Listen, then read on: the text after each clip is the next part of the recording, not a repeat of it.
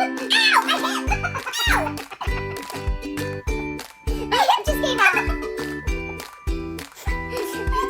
everybody, it's Blondetourage back for another review. And today we are reviewing season 2 of The White Lotus. The White Lotus is a comedy drama anthology television series created by Mike White. It follows the guests and employees of the fictional White Lotus resort chain. The guest stays are affected by the various dysfunctions they all have. And while the first season was set in Hawaii, the second season is set in Sicily. When we watched season 1 and it ended, I was like devastated. I know. And I knew there was a season 2 coming, but I said there is absolutely no way that they can even match what they did in season 1. It just goes to show you that some sequels can be better than the original. I mean, it not only did as well, it far surpassed it, in my opinion. I loved it so much. It was incredible. It really did. I mean, like, I don't feel like I need to see season 1 again, but season 2, I want to rewatch it. I need to relive it. Tonight. Let's do it. Just giving you guys a warning that this is a spoiler review. So if you haven't seen it, you want to make sure that you turn this off because we will be revealing what happens and who dies. If you watch season 1 of The White Lotus, you'll remember that somebody dies in the beginning and you don't know who, and you have to wait until you get to the very end of the season to find out who it was.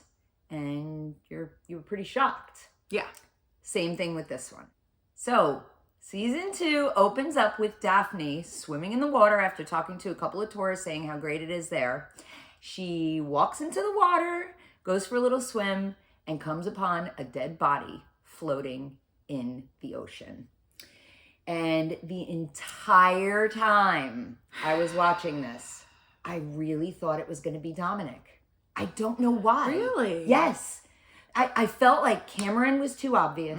Ethan was too obvious. And I said, they're going to do something surprising. So I really thought it was going to be him. When we do find out in the last episode who in fact dies, that was the last person I would ever expect Me too. to Me die. too. Jennifer Coolidge is a diva goddess. I love her. I always did. I mean, ever since I first saw her as Stifler's mom in American Pie and Best in Show. She's incredible. I love her. And she's always kind of that same sassy, like Quirky and this beautiful diva. and almost like awkward. Yeah. There's some sort of crazy awkwardness to her, and I just love her character so much in this. I was so glad that she returned Yes. from season 1. Michael Imperioli's character, Dominic, was heartbreaking to me because you knew how bad he felt and how bad he wanted his wife to come back to him. But he was such a jerk. He couldn't control his He could impulses. not control it at all. And I felt sorry for him. I know. Most of these characters I felt sorry for. I know. But it's interesting, you know, I always thought of him as Christopher from The Sopranos, and he was a jerk in that as well. But I was so excited to see him team up with F. Murray Abraham, which Great father-son duo. that was incredible. He was a great character. He really was. How great were Mia and Lucia? They were awesome. It was funny because I didn't think I was going to enjoy these characters.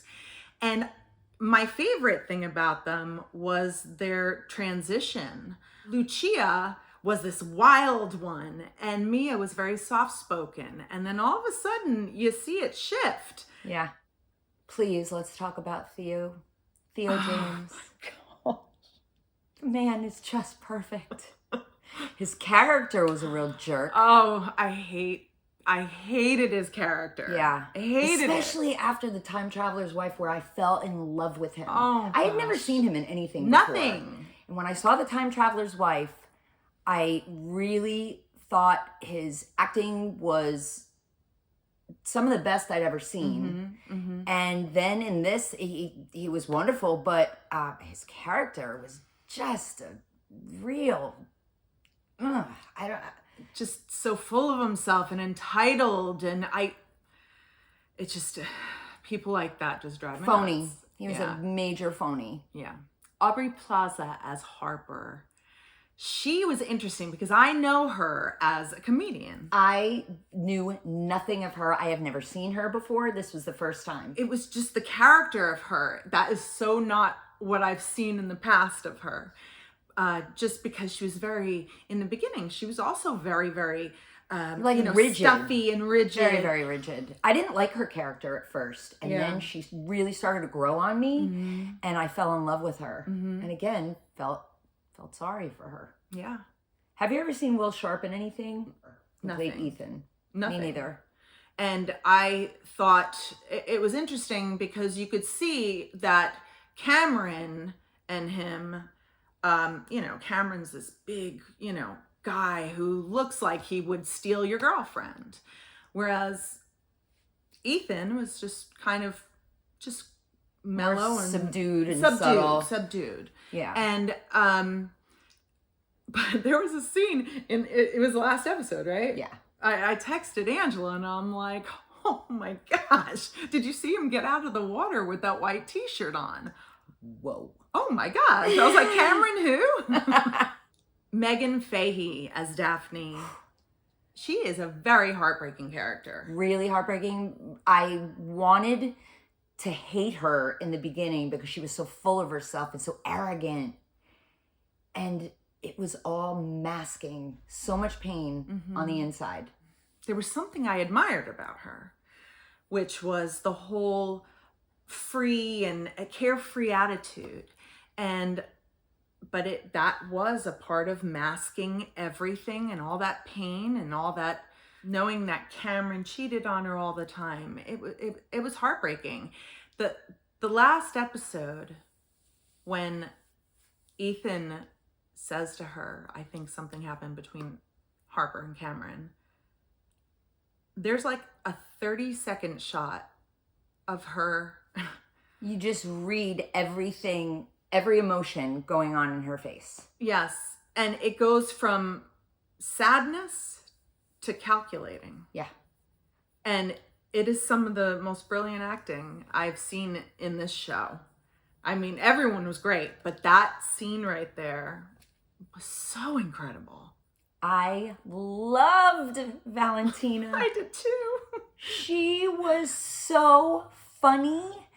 And her mannerisms and the way she acted, the things that came out of her mouth to Isabella and Rocco, and how she fired Rocco and brought Salvatore back, and then fired him and brought, she just went all over the place. She loved that girl. She really did. And that was so sad. I felt again, another character I felt I know. so bad for. Haley Lou Richardson as Portia. She was great. Her attitude was kind of funny to watch. And loved her clothes. Did you really? Yes. Are you serious? Because it was so bad. Yeah. She just had I don't care. Yeah. Like, I don't care attitude. I don't care what I look like. It was really bad though. It was. I loved him. But I loved her dynamic with Jennifer Coolidge was incredible. Yeah, because she went in the beginning from just being so frustrated and annoyed with her to the transition of really wanting to protect her. Yes. Because she really cared about what was happening to her when she found out what was going on. Yeah. All right. We gave you fair warning that there were going to be spoilers, and here's the big one. Tanya dies. I was so upset. But what a way to go. We were so upset when it happened. I just went, no! You texted me, no!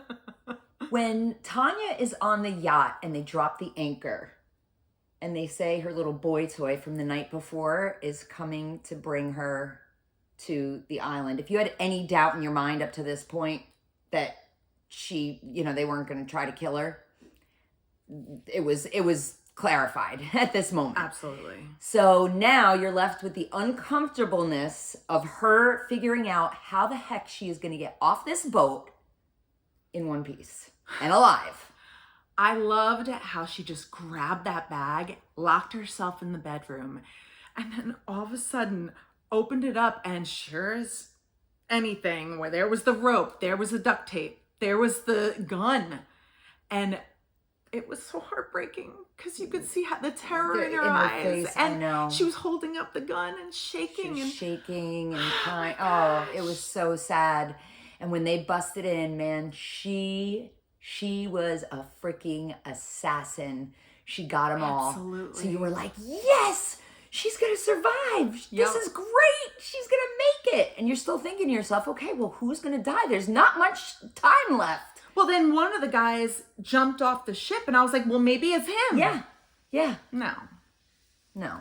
She tries to climb over the edge of the boat, and her heel gets caught, and she falls in the clumsiest Tanya way, cracks her head on the boat. That's how I would go. I know probably, it because yeah. I'm a klutz. There's so much foreshadowing in this. Quentin actually says to Tanya that she was a heroine in her own opera. Is that right? Isn't it something like that? And when he took her to see Madame Butterfly, it's just... And there was so upset. I want them to rewrite the ending. I want her to live. When they took the tour to The Godfather. Yes. And Portia's actually standing next to the car that explodes. From The Godfather. And she's texting Tanya there. And inside the car, the mannequin who's playing the wife in The Godfather is wearing the dress that Tanya wears later on in the season. Very creative. Mm-hmm.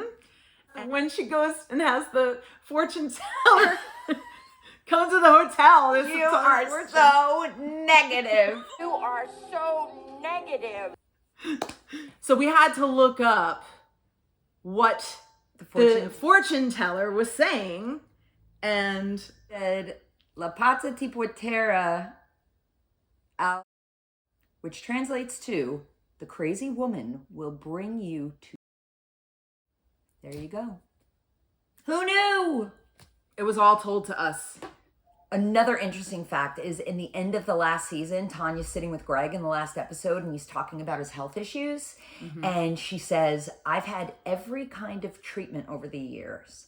Death is the last immersive experience I haven't tried. Ah, so they hinted at it. They sure did. In season 1. So our family has had a trip planned to Sicily for about a year.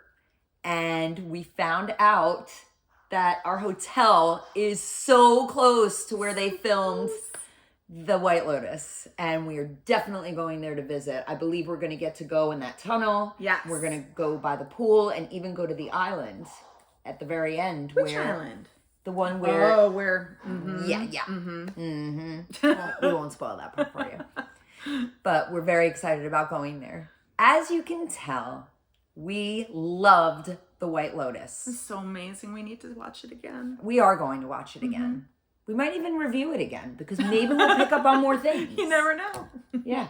So if you haven't seen it, watch it. If you've watched it, watch it again.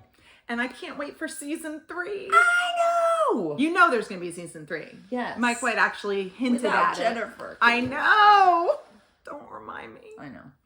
Anyway, we loved it. We appreciate you watching our review. Hope you enjoyed it. And remember, like and subscribe. We are Blondetourage. See ya.